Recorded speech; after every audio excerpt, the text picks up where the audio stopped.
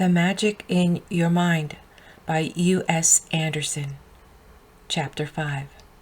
Mind over Matter. The almost universal path that people follow is to accede to circumstance, to throw up their hands and say, "That's the way it goes."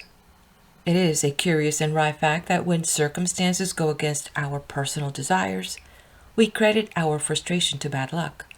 But when we are carried to some pinnacle of success, it is no longer fortune, but our superior skill that we credit. In actual fact, all luck and skill emanate from the deep-seated convictions in the subconscious mind of the individual. Desire and destiny. The average person never really decides whether mind rules matter or matter rules mind. He accepts the fact that mind rules matter in certain circumstances, but tends to regard these circumstances as the exception rather than the rule.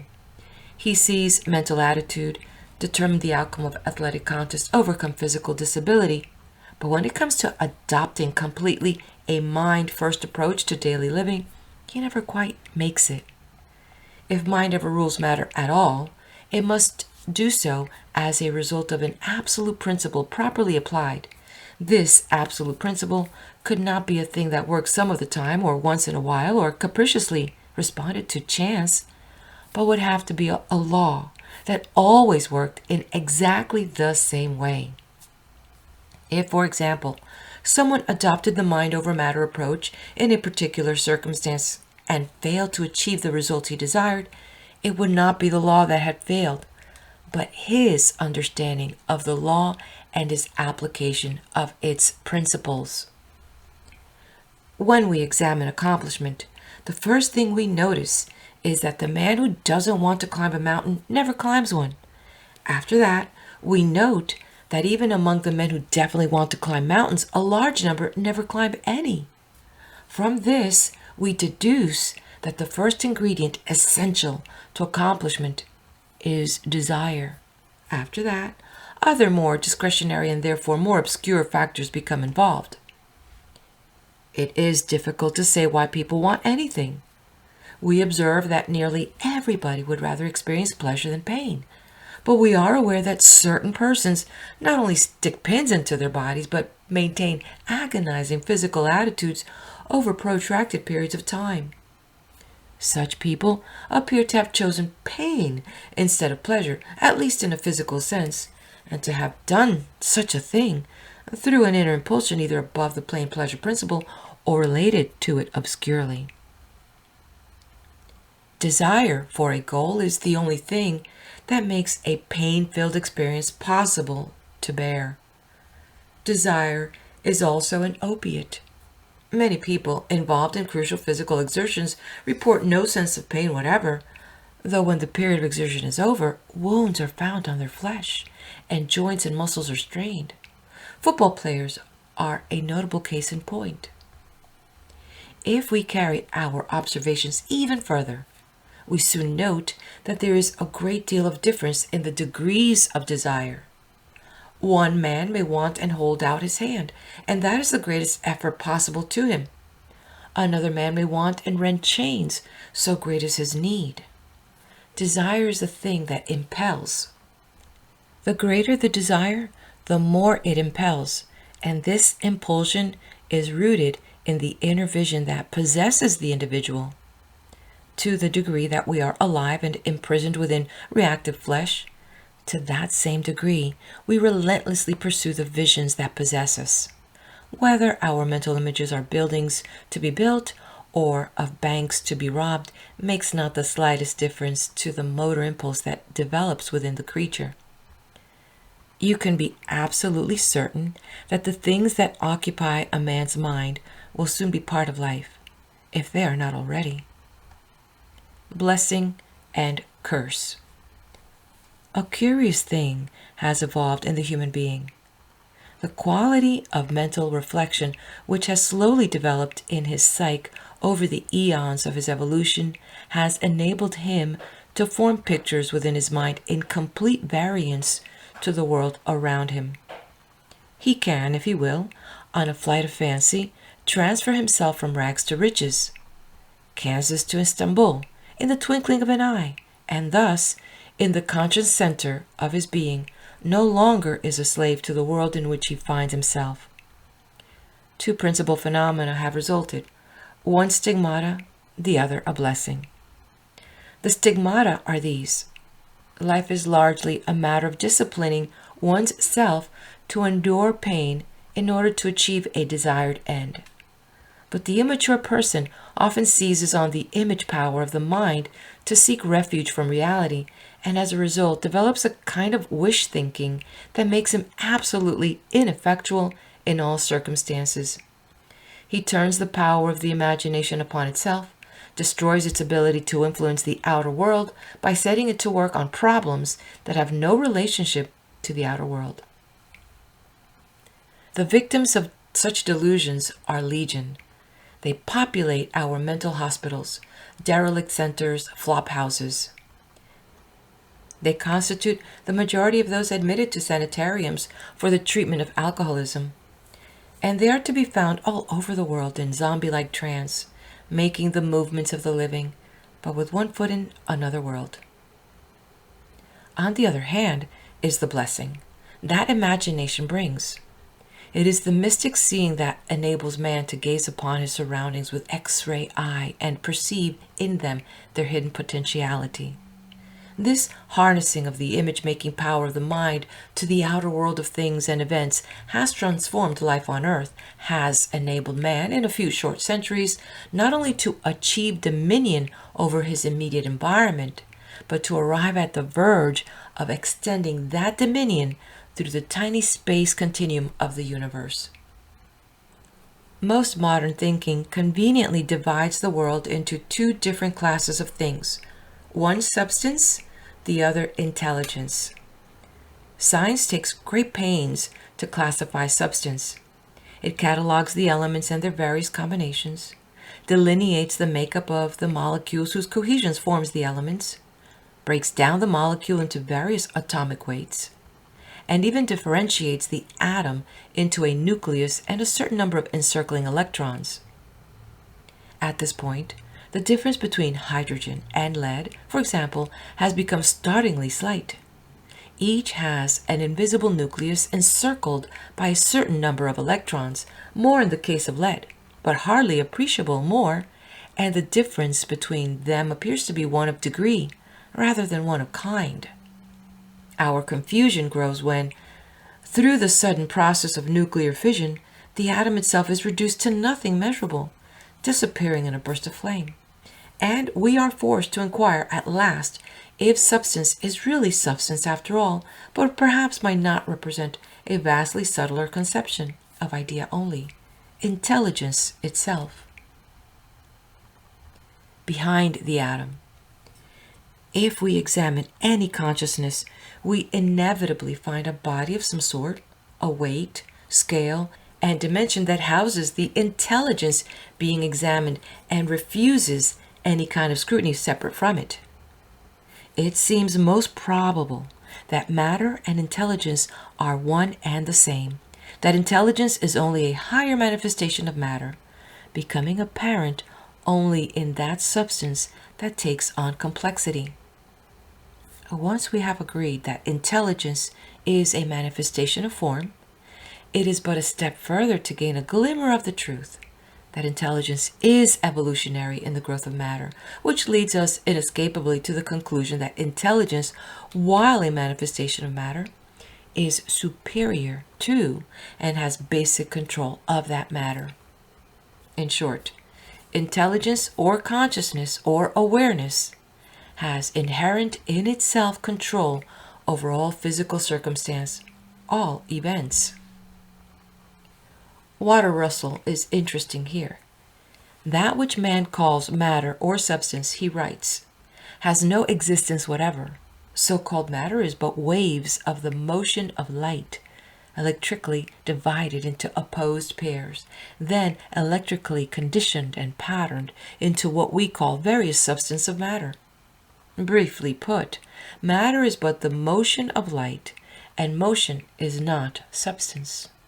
Our creative thinkers must look primarily to light to perform tomorrow's miracles. Light, energy, intelligence, whichever of the three you choose to acknowledge as the moving force behind the universe, the primary thing is to be able to acknowledge that substance is only relative, not a solid and absolute thing at all, but representative of the working of mind and always subservient to mind. A desk is not a desk except in the most crudely sensual way. In actuality, it is an enclosure or series of enclosures in which molecules are speeding about at many times the swiftness of rifle bullets. 1,000,000 times more volume exists outside the molecules than in them, and if those in steel, for instance, were to cease their movement for a moment, you could poke your finger through the steel with the same ease as you poke it through air. Basic behind the construction of matter is an innate symmetry, a kind of mathematical ideation that can only be attributed to a thinking mind. The atom itself, the smallest building block of substance, has a cohesiveness and aesthetic composition that, beyond all things, implies individuality. The atom indicates purpose, and it indicates an urge to survival. And when a sufficient number of atoms of the right electronic makeup were combined to make a protein molecule, then it was a very short time indeed before arms and legs and eyes and brain were grown, and there moved about on the surface of matter an autonomous being seeking dominion over his environment. Man. Consciousness is proportional to complexity. When we turn our reflection back to the origins of life and the purpose of evolution, we are struck at once with the picture of increasing complexity. From amoeba to man has taken many millions of years, and the two seem scarcely related. Yet the step from inanimate matter to animate matter, as is represented by the amoeba, is perhaps more breathtaking than the step from amoeba to man. For the latter represents simply an increase in complexity, while the former represents something entirely different from what preceded it. Out of the masses of slag and rock and steam emerged an element that moved, that grew and maintained itself, life. Yet even growth, there was not so much the evolution of one thing out of another dissimilar thing, but rather an adding unto one thing of characteristics lacking in its predecessor, so that the difference in condition between an animate and inanimate thing is primarily one of complexity as against simpleness. No physicist or chemist will deny that the protein molecule is more complex than the molecules of inorganic elements. Some great change once transpired in nature for life to grow from inanimate substance. But in order for this to ever happen, consciousness had to be inherent in all matter. It is consciousness that is responsible for form. Wherever form is, there also is an intelligent presence. It inhabits the rock and the mountain just as surely as it does the human being. The form of the thing is dependent upon the idea that holds its whizzing molecules within boundaries, and this contour is just as surely mental as the concept of mathematics, and just as surely is held by a thinking being whose presence is always found within. And this leads us dangerously close to the established province of religion. But we are not concerned here with a father image who has created children and is raising them to knowledge.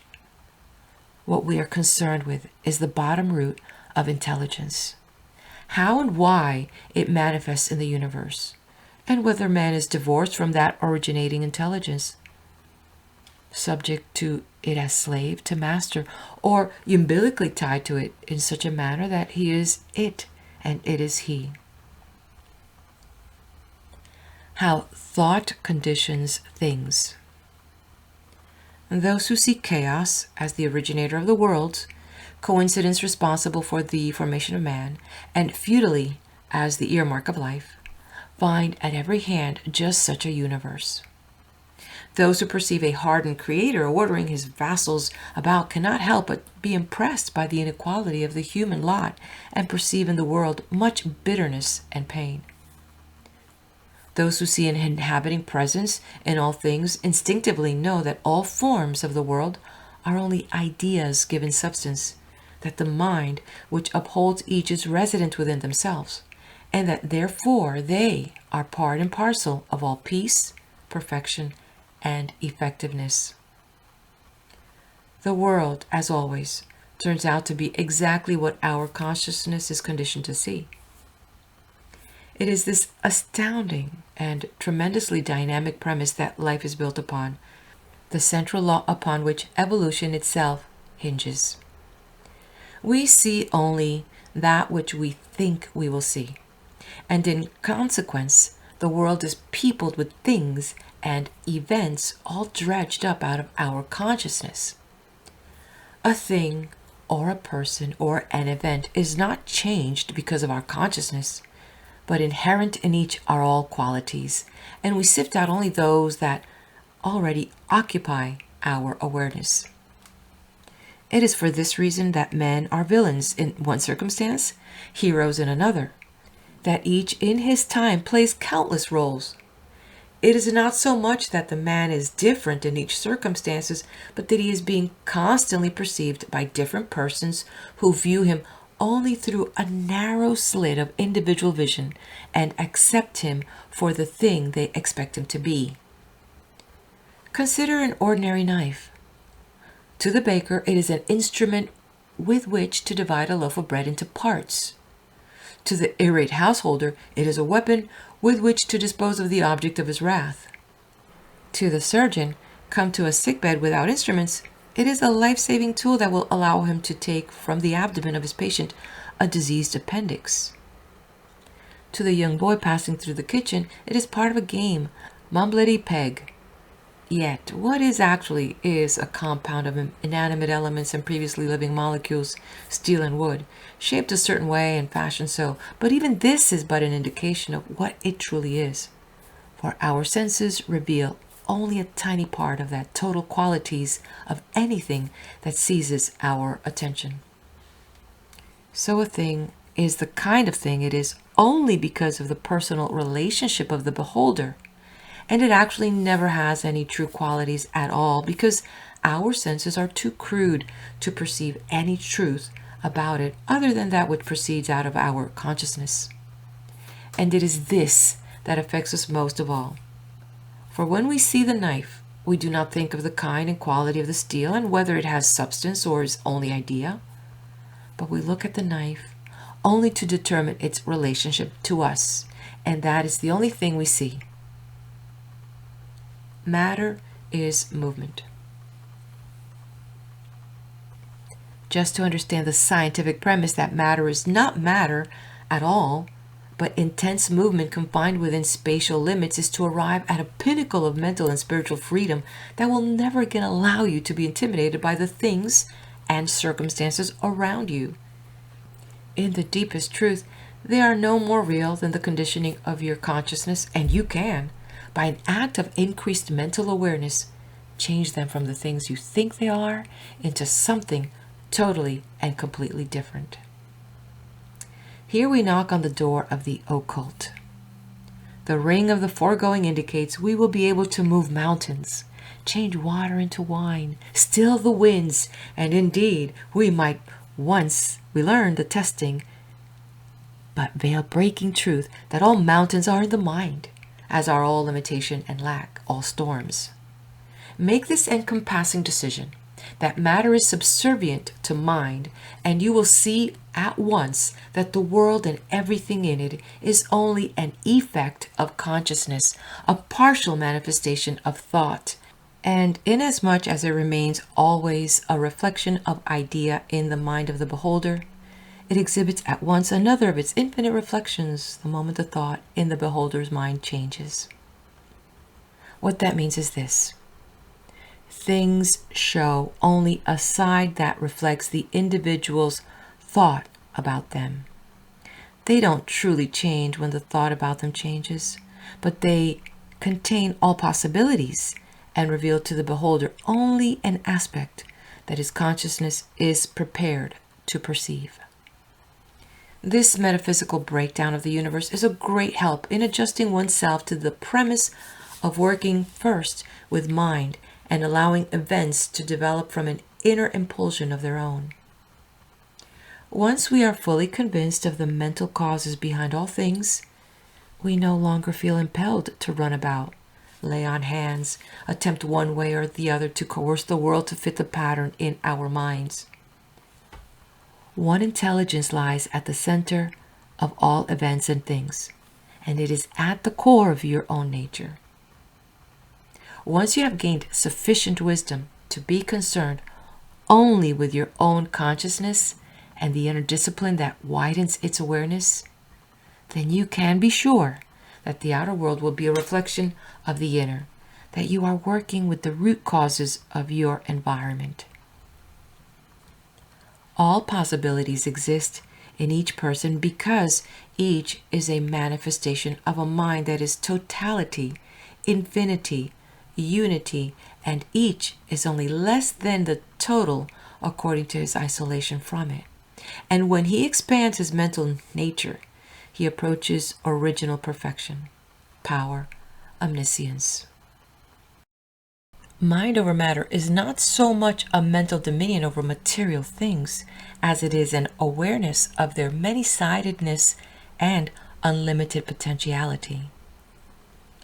Acceptance by the observer of any one facet of a thing as the totality of that thing automatically confers such limitation on that thing as far as its influence upon him is concerned. In this respect, our lives are guided by shadows, by the meaningful aspects we give the things and events we meet in the world, and our consciousness is never as much a product or circumstance as circumstances, in this subjective way, are a result of our consciousness. Our skin-deep selves. A little reflection on the conditioning quality of consciousness is all that is necessary to quickly realize how continuously it works in our lives. Love is blind because the lover always perceives the mental image of his beloved. The divorce rate is a product of disenchantment. It is not because of disenchantment that love leaves. Disenchantment comes after love leaves.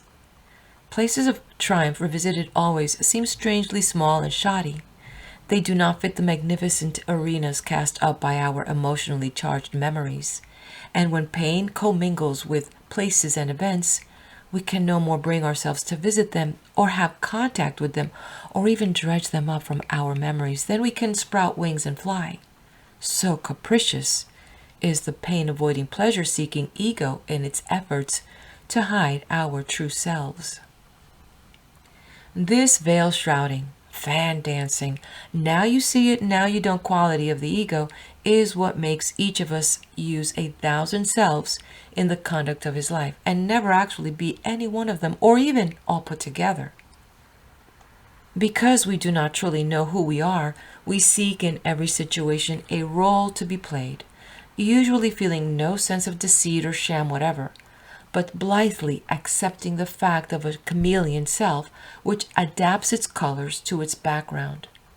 In the office, we are a different self to the boss than to our subordinates. At home, we are a different self to our spouse than to our children. We are a different self at our club than with a small group of confidants. And we often present a different self to the neighbor on one side of us than to the neighbor on the other. We seldom know how it is that we get into the various roles we play, but play them we must. And when we have a dinner party and carefully select the guest list with an eye to their getting along, it is not the homogeneity of the guests that our eye reviews, but whether we have played the same role with all of them, and therefore can be a single self at the party that night. If perchance an uninvited guest arrives, this sudden dropping in is greeted with deep consternation at the necessity of playing two different roles is foisted upon us. It awakens deep within our psyche the uneasy undertones of schizophrenia. Great dramatic coaches, in an effort to lead their proteges to understanding of the characters they portray, always seek an under-the-skin approach, instinctively realizing that a person is only truly understood from the inside, that any other position deals with symptoms only. Man's investigation of the world itself has taken this inner and outer course, the inner exemplified by psychology, religion, parapsychology, the outer exemplified by the physical sciences.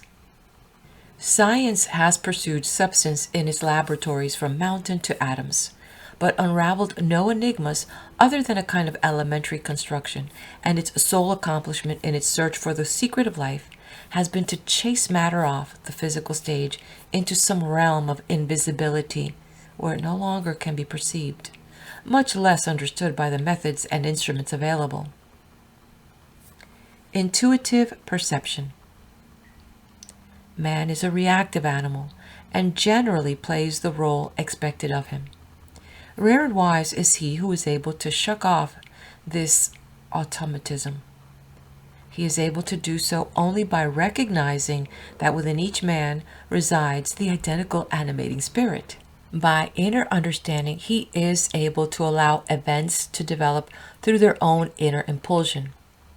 This intuitive perception permits him to take his place in each event according to the best interest of his own nature. We are all born into a bondage of the senses, and insofar as we place absolute credence in their evidence, we remain slaves to them. Only when we arrive at a mystic intuition of the universality of intelligence are we finally able to realize that matter, in essence, is only mind, and that innate in each of us is the same resident being, which exists everywhere at all times and in all things, appearing to be different according to the form into which it has entered, but essentially remaining one, indivisible, and infinite. Once in a while a man arises who by some strange evolutionary leap seems to have surmounted the bondage that held others. Such a man was Edgar Cayce, the Wizard of Virginia Beach. Not only was he able to read minds, see things and events at a distance, but he also seemed able to call upon universal mind for all the knowledge within it. Cayce's perceptions circumvented time, space, matter, and his carefully documented exploits have never been disproved. He became an hypnotic trance the most erudite of men, having at his fingertips all the knowledge in the fields of medicine and religion, yet in his normal waking state he was totally lacking in education. And Edgar Cayce does not stand alone as a mental phenomena. Nearly every child prodigy, every genius, exhibits this strange power to transcend the limitations of matter by a gigantic leap of mind. Mozart, Einstein, Gandhi, Jesus Christ, geniuses all, used some secret power of the mind to perform their miracles. Though the man in whom genius lives hour by hour is rare, each of us sometime in his life usually is privileged in a moment of mystical intuition, sometimes several, sometimes many. Inner knowing. A young man named George suffered intensely from migraine headaches. One night during a particularly painful siege, he took to the streets in the hope that walking would reduce his pain. Suddenly he was overcome by the absolute knowledge that breathing pure oxygen would relieve him. He went immediately to the emergency hospital, won over the attending physician's objections, breathed oxygen, was immediately relieved. Such treatment is generally accepted in the medical fraternity today, but at the time it was rarely used, and George had never heard of it. Another man named Tom, in the grip of a depression resulting from his loss of a job, awoke one morning with the feeling that he would be very successful in the valve manufacturing business. Tom's acquaintanceship with valves was cursory. He knew they did something inside pumps and engines, but he didn't know just what. He had no training in engineering and scarcely any in business, but that didn't deter him. He went to a valve company and arranged a tour of the premises. He was immediately enchanted, sure that valve manufacturing was for him. 2 weeks later, he met at a party a man who identified himself as an inventor. He drew designs of his new valve on the hostess's tablecloth. 2 days later, Tom and the inventor found themselves in the bank arranging financing. Today, their valve manufacturing firm is one of the largest in the nation. The latent faculty. Intuition is the power by which all things are done. Nobody ever built a building by piling blocks. A building is built first in somebody's mind. Someone sees it towering to the sun, clear and solid in his imagination, long before the first physical movement is made to construct it. Those who go through life totaling facts accumulate only the smallest percentage of the knowledge that exists in the universe. That kind of man wants facts to tell him what to do, but facts never do.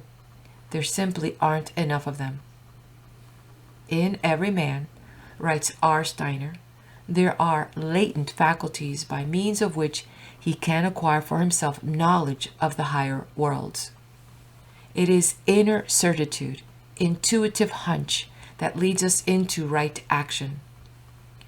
Modern man takes inordinate pride in the powers of his reason, but he has put the cart before the horse. He actually seldom follows his reason. His reason usually follows him. A look at the world's history shows us how true this is. Reason told Columbus the world was flat, intuition that it was round. Reason would have had him sail the safe seas around his native Europe. Intuition led him across uncharted waters to a new world. Reason told Pasteur that disease was caused by fevers of the blood. Intuition led him to search out bacteria and a whole new area of preventative medicine. We attain skill in works and action when we learn to trust ourselves completely to an inner impulsion and to cease acting in response to the events and circumstances around us. Doctrine of mind over matter. There are 3 principal points in the doctrine of mind over matter which must be clearly understood. 1.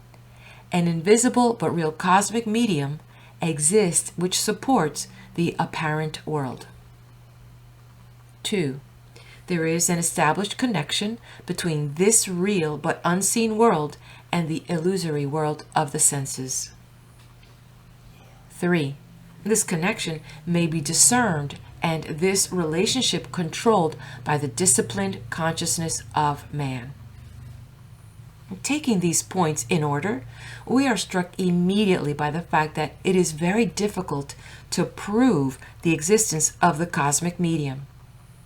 Our methods of scientific investigation have thus far done little to subject consciousness to the laboratory microscope, though the most recent investigations of a parapsychology have been somewhat fruitful. Dr. J.B. Rhine's experiment at Duke University have proved successfully that there exists some method of communication between minds beyond the purely sensual. But this whole area of man's existence lies largely uninvestigated, like a strange and dark continent.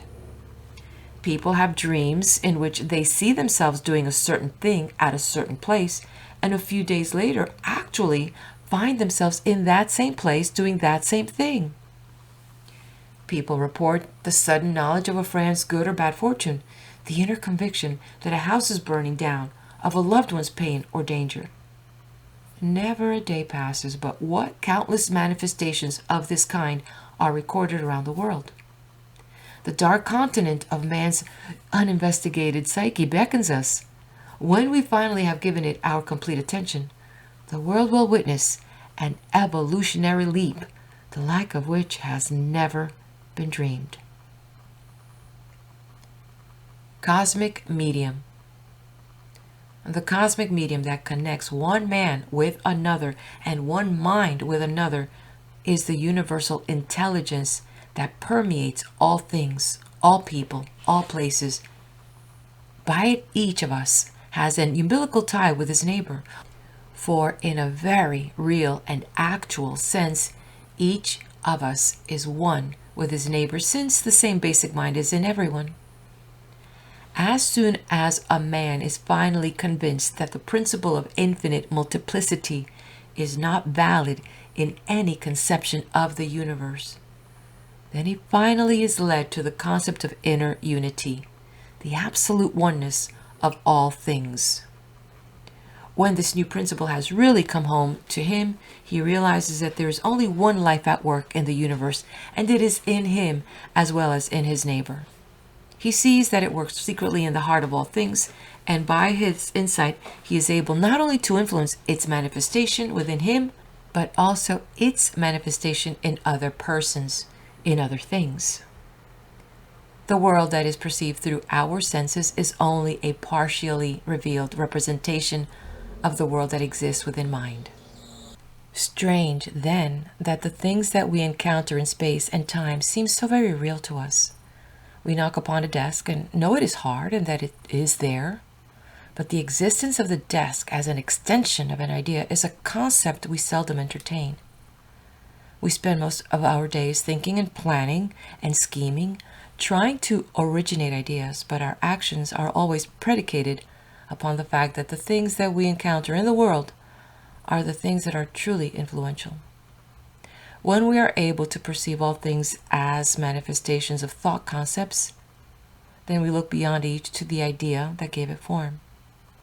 Once we have turned our gaze in that direction, we have begun to deal with the basic creative power of the universe, and we have begun to see the possibilities in the second point in the doctrine of mind over matter, the established connection between the world of consciousness and the world of substance. Enamoring ego. The intellect by itself moves nothing, said Aristotle, and modern psychology has affirmed this law. We encounter those circumstances that reflect the quality of our deeper consciousness. In short, we see only that which we are, and it is this enamoring quality of our ego that deludes us about the world. Most people keep running into the same situations over and over again. Some are accident prone, others are eternally fretting about their health. Still others make a failure out of one enterprise after another. Some lives take on the tenor of an epic tragedy as fate seems to heap one misfortune on top of another. But it is not misfortune that such people are encountering, merely the outer manifestation of the inner working of their own minds.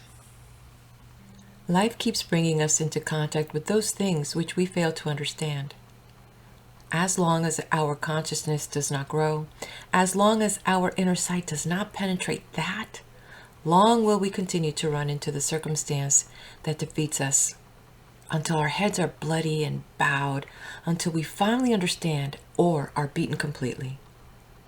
The established connection between the unseen world of the mind and the outer world of the senses is this: the outer world is always a projection of the inner. Its emotional content is the same as the emotional content of the consciousness beholding it. Its influence on the individual is always according to what he perceives, and what he perceives comes from within him, not from outside. Magic images.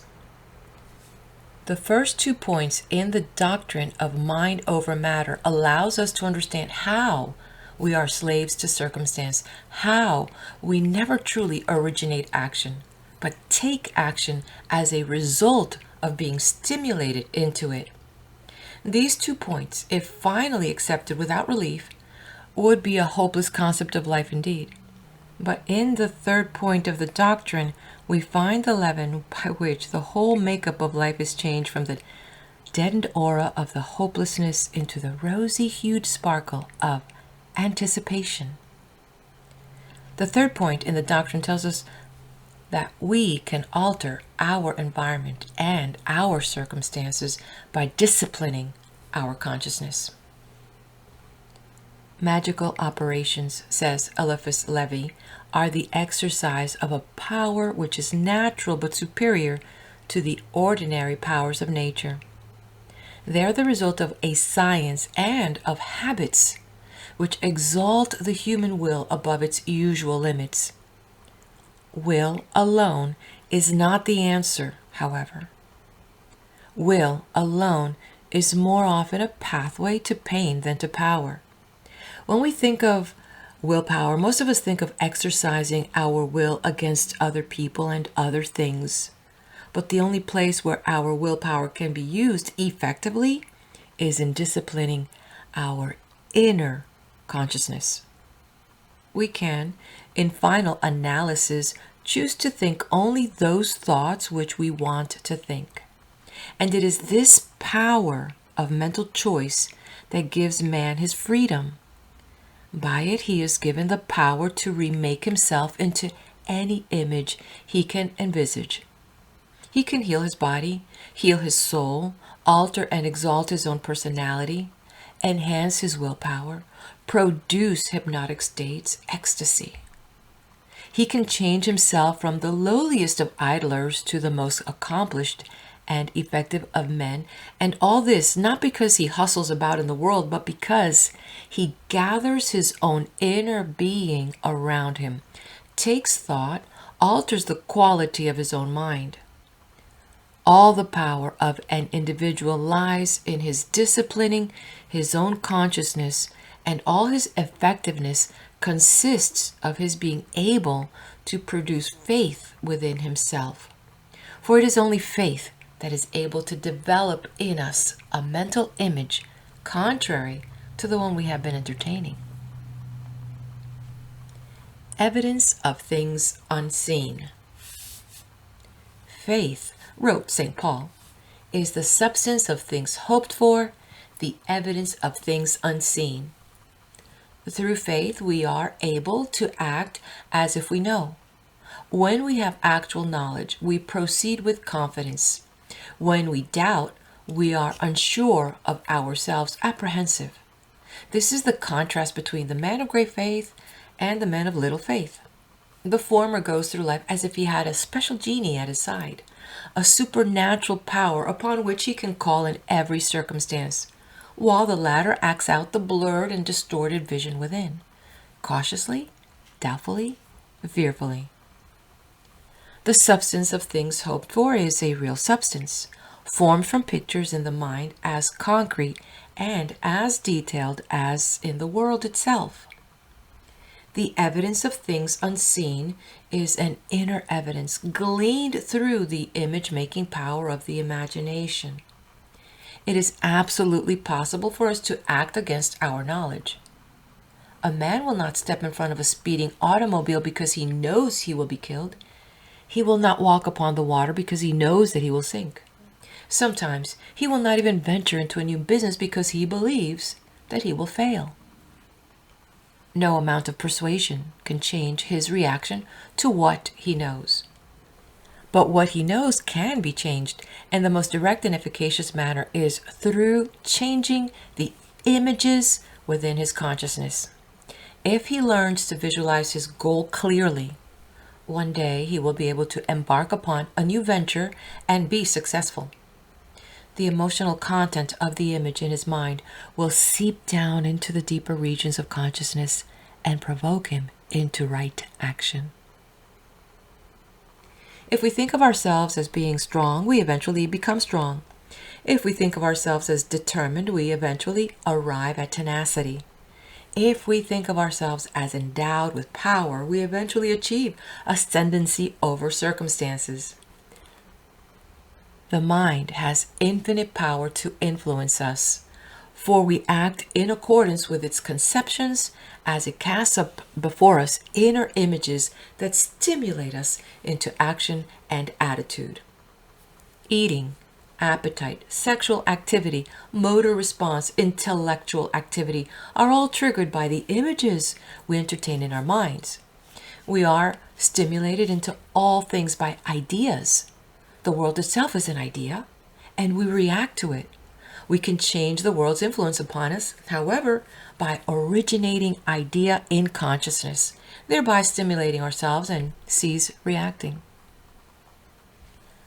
Idea and action.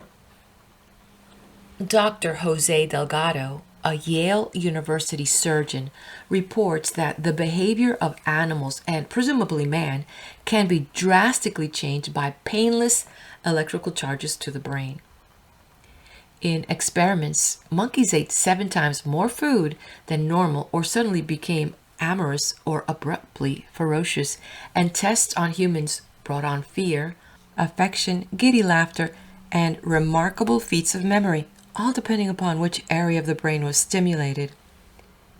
It seems obvious that in these experiments, electrical stimulation is simply substituted for what normally would be nervous stimulation. And when we reflect, that nervous stimulation is always brought about through reaction to the ideas in our consciousness. Then we become acutely aware how important it is to control our thoughts and to treat the image-making power of the mind with care. We always tend to become that which occupies our thoughts. In the long run, a man is not so much a body as he is the sum total of the ideas within his consciousness. You need only meet him for a moment to know many of those ideas. If he is genial, you know that he regards the world as a warm and comfortable place. If he is cold, then you know that he finds hostility around him. If he is indifferent, then you know that he is afraid of being hurt. Excess always provides the clue. A man who laughs too much may be hiding his tears like Pagliacci. We eat too much as a substitute for love, or drink too much to still our fears, or play too hard as an escape from the responsibilities of life, or overwork to accumulate security in a changing world. But always, our response is to the image in our minds, the ideas that occupy us, the ghost we envisage, the demons that pursue us, the fancy pots of gold that lie beyond the rainbow. We must learn to take up our positions with a steadfast belief in the rightness of our stand. Doubt casts a pall of indecision over everything. We must shut out doubt from our minds and crystallize the images there so that we can take positive action on all our problems. A quote by William Blake. He who doubts from what he sees will never believe. Do what you please. If the sun and moon should doubt, they'd immediately go out. End of quote. Designers of life. To start visualizing things clearly is not nearly so difficult as might be imagined. Each of us has a deep psychological tendency to use his imagination to envisage not only his present surroundings, but also their potentiality. We are deterred from this proper use of imagination because of an over-reliance on material things. We see, for example, the established form of an automobile. We accept this form and no longer allow ourselves to visualize anything different. Thus, we give our creative imagination an opiate and shut off an important corner of our nature. Not the designer, however. He cannot afford to visualize the automobile in its presently accepted form. For him, there must always be a new form. His envisaging of it is his livelihood. We are all innately designers of life, and insofar as we accept the creative power of imagination, we are able to influence life's shape and substance and its effect upon us. We change events and people not by altering them intrinsically, but by changing our perception of them. Each thing, each event, each person has infinite potentiality. We see in each only that which our consciousness is capable of perceiving. When we learn to look longer and with eyes of wonder, we develop a kind of insight that enables us to penetrate into depths we hitherto had not suspected. Because we see them differently, we then react differently, and our lives are changed accordingly. To many people, mental power implies such legerdemain as moving objects by willpower or materializing or dematerializing things, or leading others around by their mental noses. But in actual fact, the mental adept works on no one but himself. His is the eye through which all things are seen, and only insofar as he is able to influence his own perception is he able to influence the world. The greater his knowledge, the closer he is to the heart of truth. And the closer he is to the heart of truth, the more he identifies himself with other persons and other things. Through this inner identification, he achieves understanding of the law of each person's secret nature and his own life and the world he lives in. Change your thinking and change the world. If there is a problem in your life that you would solve, do not set your will to work on it. You will conquer this problem in the end, not by fighting it, but by understanding it. The reason it exists in the first place is because of lack of understanding. You must allow yourself to be convinced of this simple premise, that all problems reside in ignorance, that they represent a block in the understanding of the person who has them. As long as that block exists, so long will the problem remain. There is absolutely no possibility of ever solving a problem without gaining insight into its nature. Life is a constant movement by which simplicity is resolved into complexity, and complexity is resolved into simplicity. And the alchemy that causes the natural growth of things is simply widened consciousness. The most complex problem in the world yields to understanding, and once it has been solved, it becomes simple. To achieve the ascendancy of mind over matter, you must accept the basic premise of there being one animating presence residing in all persons and all things. Behind all form is a basic unity, an essential oneness that is never destroyed despite all differentiation. When we are able, through higher consciousness and increased insight, to penetrate the many masks behind which the all-encompassing one mind and one life is hidden, then we achieve effectiveness in all our works and actions through understanding the dynamic law of becoming that exists within each form. All this is by way of saying that there is nothing in the world that we cannot influence by first influencing ourselves. For everything in the end is colored by the quality of our consciousness. We can change our consciousness and thus change what we see. And the tool by which we can effect this change is imagination. We can learn to visualize in our minds only those things that we wish admitted into our lives. And when we have truly learned to do this, physical counterparts of those ideas will soon appear in our environment. You can be anything you want to be if you will only trust your imagination. Picture your heart's desire. Never let the picture distort or tarnish. Keep it fresh and clear and bright. It will enter your life quietly and unobtrusively, without sound of trumpets or clashing cymbals, for it will be following a law that exists throughout the universe, that everything basically is idea and must first begin in the mind of the beholder. End of chapter 5. I'll meet you at the next video for chapter 6, Mental Imagery. Like, share, and subscribe.